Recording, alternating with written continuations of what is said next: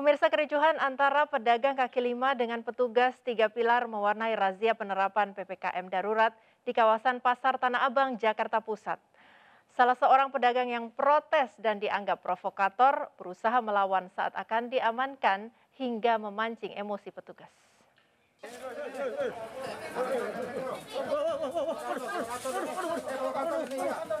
Seorang pedagang kaki lima ini berusaha melawan saat akan diamankan petugas TNI di kawasan Blok G Pasar Tanah Abang, Jakarta Pusat, Selasa kemarin.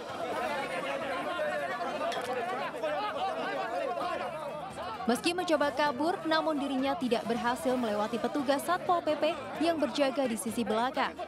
Sambil meracau tak karuan, pedagang yang dianggap provokator ini terus meronta hingga nyaris memancing emosi petugas. Kericuan ini terjadi saat petugas tiga pilar merazia sejumlah pedagang kaki lima dan kios pakaian yang masih nekat berjualan di masa PPKM darurat. Sejumlah pedagang menilai aturan larangan berjualan hingga tanggal 20 Juli sangat tidak adil dan hanya akan semakin menyengsarakan masyarakat. Terlebih, tidak adanya bantuan dari pemerintah untuk memenuhi kebutuhan hidup mereka selama tidak berjualan. Sebenarnya mah kurang pas ya. Masalahnya emang duit nggak penting, tapi apa-apa butuh duit. Kalau kita nggak usaha, kalau kita nggak dagang, ya mau ngapain?